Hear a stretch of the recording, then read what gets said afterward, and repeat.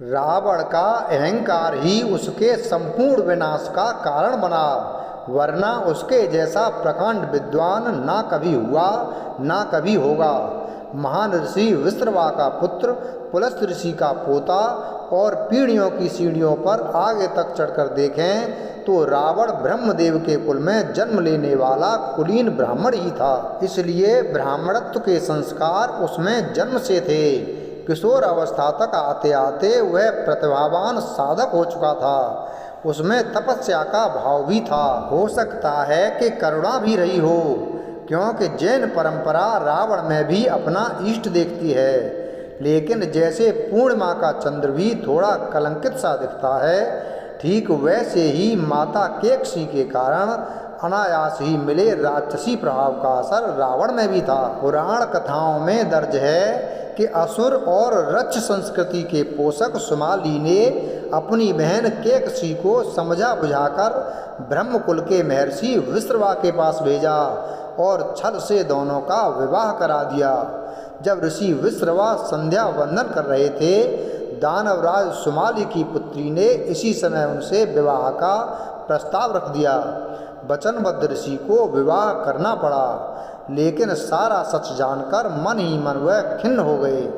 ऋषि की यही खिन्नता रावण के रूप में जन्मी थी। माता पिता का व्यवहार संतान के जन्म पर असर डालता ही है।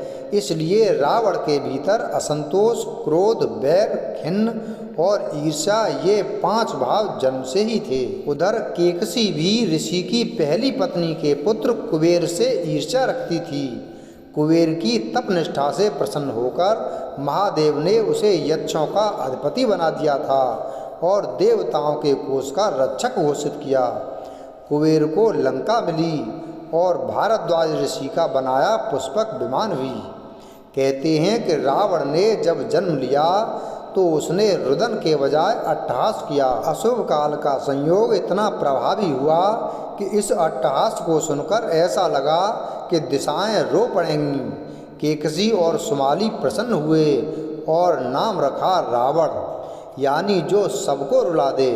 रावण का जन्म यह सीख देता है कि संतान के जन्म के समय परिवार का वातावरण सकारात्मक, आनंद से भरा और दुख शोक से दूर रहना चाहिए। संतान को जन्म देना जिम्मेदारी भरा कर्तव्य है।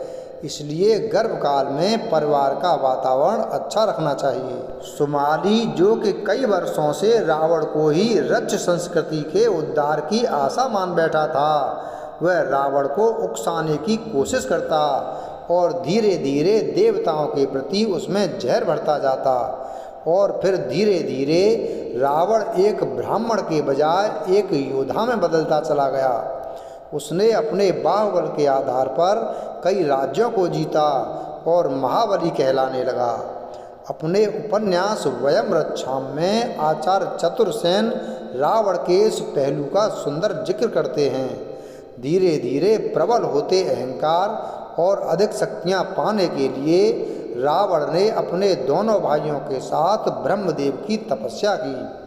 कई कल्पों तक ब्रह्मदेव प्रसन्न नहीं हुए तो रावण ने अपना शीश काट दिया, लेकिन मृत्यु काल न होने के कारण शीश पुनः जुड़ गया। ऐसा रावण ने 10 बार किया तो ब्रह्मदेव को आना पड़ा और वरदान भी देना पड़ा कि सुर, नाग, किन्नर, यक्ष, गंधर्व आदि कोई उसे जीत न सके।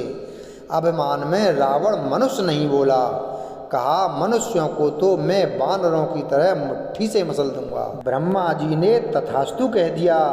रावण ने खुद अपने 10 सिर काटने का जिक्र रामचरितमानस में लंका कांड में किया है। जब अंगद रावण को चुनौती देते हैं तब रावण कहता है कि रावण के समान सूरवीर कौन है, जिसने अपने हाथों से सिर काट काट कर अत्यंत हर्ष के साथ बहुत बार उन्हें अग्नि में होम दिया। स्वयं गौरीपति शिवजी इस बात के साक्षी हैं। ब्रह्मा जी से वरदान मिलने के बाद रावण ने कुबेर से लंका और पुष्पक विमान छीन लिया, फिर देवलोक पर चढ़ाई की, ग्रहों को बंदी बना लिया, यमराज को पास में बांध लिया और मृत्यु को सिंहासन के नीचे चौकी बनाकर रख लिया। इसी गुमान में एक दिन वह कैलाश की ओर बढ़ रहा था। जब नंदी ने उसका रास्ता रोका तो रावण ने बंदर मुख वाले कहकर अपमान कर दिया। तब नंदी ने रावण को श्राप दिया कि जिस अपमान में तूने आज मुझे बंदर कहा है, तेरा अंत इन्हीं वानरों के सहयोग से होगा। नंदी की बात अनसुनी कर रावण कैलाश की ओर बढ़ा और महादेव समेत ही उसे उठाने लगा। तब शिव जी ने अंगूठे से बल लगाकर उसे दबा दिया। इससे कैलाश के भार में रावण के हाथ दब गए। तब उसने इसी घायल अवस्था में शिव तांडव स्तोत्र की रचना की। संस्कृत में लिखी यह शिव स्तुति आज भी प्रसिद्ध है। प्रसन्न हुए महादेव ने रावण को चंद्रहास खड्ग दे दिया। इस खड्ग ने रावण को अजेय बना दिया। रावण के श्राप की कई कथाएं हैं। पुराणों में जिक्र आता है कि चंद्रहास खड्ग लेकर रावण एक वन से गुजर रहा था, जहां वेदवती नाम की एक तपस्विनी तप कर रही थी। रावण उसके सौंदर्य पर मोहित हो गया। उसने वेदवती को विवाह का प्रस्ताव दिया और मना करने पर उनके बाल पकड़कर खींचे। इससे खिन्न वेदवती ने रावण को श्राप दिया कि मैं ही अगले जन्म में तेरी मृत्यु का कारण बनूंगी। ऐसा कहकर वेदवती ने खुद को अग्निकुंड में भस्म कर लिया। इसी तरह का श्राप रावण को नल कुबेर की पत्नी रंभा अप्सरा ने भी दिया था। रावण रंभा का ससुर लगता था, लेकिन फिर भी उसने रंभा का शील भंग करने की कोशिश की। तब नल कुबेर ने रावण को श्राप दिया कि अगर उसने किसी स्त्री की इच्छा के विरुद्ध उसे छूने की भी कोशिश की तो उसके सिर के 100 टुकड़े हो जाएंगे। इन सब के बावजूद रावण परम ज्ञानी और महाप्रतापी ब्राह्मण भी था। एक कथा कही जाती है कि जब राम वानरों की सेना लेकर समुद्र तट पर पहुँचे तब उन्होंने विजय यज्ञ किया। पूर्ण आहुति के लिए देवताओं के गुरु बृहस्पति को बुलावा भेजा गया, लेकिन वह आ न सके। सोच विचार के बीच उपाय हुआ कि लंकापति रावण को ही बुलाया जाए, क्योंकि वह ब्राह्मण भी है और ब्रह्मकुल के भी। रावण यज्ञ पूर्ण करने के लिए आया, साथ ही देवी सीता को भी लेकर पहुंचा, क्योंकि बिना अर्धांगिनी के यज्ञ का फल नहीं मिलता। रावण ने यज्ञ पूर्ण करके राम को विजय का आशीर्वाद भी दिया। मंत्रियों ने रावण से इसका कारण पूछा। तब रावण ने कहा, महापंडित रावण ने यह आशीर्वाद दिया है, राजा रावण ने नहीं।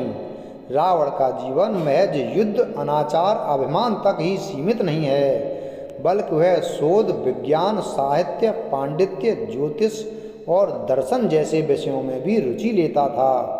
उसने कई तंत्र ग्रंथों की रचना की। मान्यता है कि लाल किताब ज्योतिष का प्राचीन ग्रंथ भी रावण संहिता का अंश है।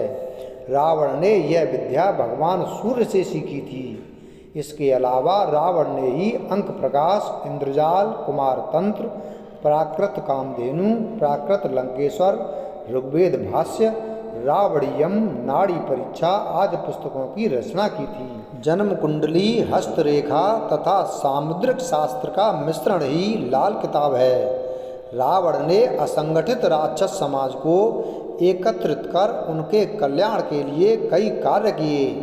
रावण ने शुंबा और बाली द्वीप को जीतकर अपने शासन का विस्तार करते हुए अंगद्वीप, मलयद्वीप, वराहद्वीप, शंखद्वीप, कुशद्वीप, यवद्वीप और आंध्रालय पर विजय प्राप्त की थी।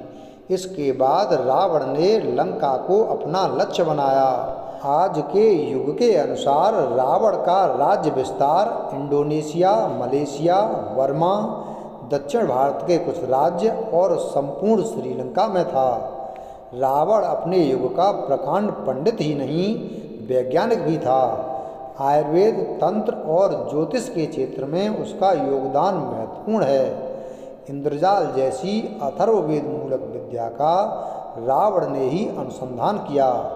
उसके पास सुषेण जैसे वैद्य थे, जो देश विदेश में पाई जाने वाली जीवन रक्षक औषधियों की जानकारी स्थान और धर्म आदि के अनुसार जानते थे।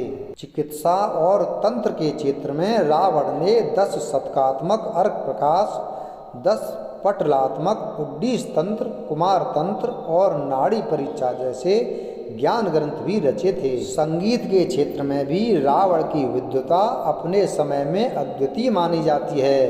वीणा बजाने में रावण सिद्धहस्त था। उसने एक वाद्य बनाया भी था। आज का रावण हत्था उसी वाद्य का परिष्कृत स्वरूप है। रावण ने कुछ रागों की रचना भी की थी और नृत्य की कई शैलियों का सुधारक भी था। हालांकि समय के साथ उसके अर्जित कई ज्ञान लुप्त हो गए हैं। कहते हैं कि एक बार रावण शिव जी की स्तुति करते हुए वीणा वादन कर रहा था। इसी दौरान भाव में उससे वीणा का तार टूट गया। रावण ने तुरंत अपनी नाड़ी खींचकर उससे यंत्र को बांधा और राग को पूर्ण किया। कहते हैं कि यही वाद्य रावण हत्था कहलाया।